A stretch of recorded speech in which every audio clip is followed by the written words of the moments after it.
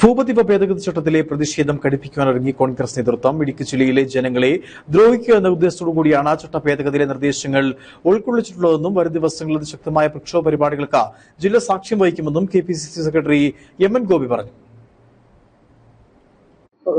കേരള സർക്കാർ കൊണ്ടുവന്നിട്ടുള്ള പുതിയ ഭൂനിയമ ഭേദഗതിയും ചട്ടങ്ങളും ഇടുക്കി ജില്ലയിലെ ജനങ്ങളെ അക്ഷരാർത്ഥത്തിൽ ഈ ജില്ലയിൽ ജീവിക്കാൻ കഴിയാത്ത സാഹചര്യം സൃഷ്ടിക്കുന്ന സമീപനമാണ് ആ ബില്ല് മൂലമുണ്ടാകുന്നത്. കേരള കോൺഗ്രസ് ഉൾപ്പെടെയുള്ള ഇടതുപക്ഷ മുന്നണിയോടൊപ്പം നിൽക്കുന്ന രാഷ്ട്രീയ പാർട്ടികളൊക്കെ പ്രചരിപ്പിച്ചതും പറഞ്ഞതും സാധാരണ വീട് വെച്ച് താമസിക്കുന്ന ആളുകളെ ഇത് ബാധിക്കില്ല എന്നാണ്.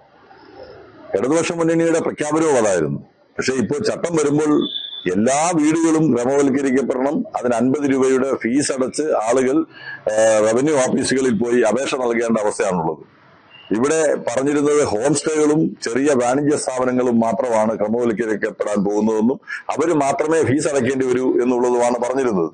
ഇപ്പോൾ മുഴുവൻ സ്ഥാപനങ്ങളും ഈ 60-ന് ശേഷം പട്ടയം കിട്ടിയ നമ്മുടെ മേഖലയിലെ ഇടുക്കി ജില്ലയിലെ മുഴുവൻ വീടുകളും വാണിജ്യ സ്ഥാപനങ്ങളും മുഴുവൻ ക്രമവൽക്കരിക്കപ്പെടുന്നതിന് നേരിട്ട് അപേക്ഷ നൽകേണ്ട അവസ്ഥയാണ് സാധാരണ കൃഷിക്കാരെ സംബന്ധിച്ച് വന്നിട്ടുള്ളത്.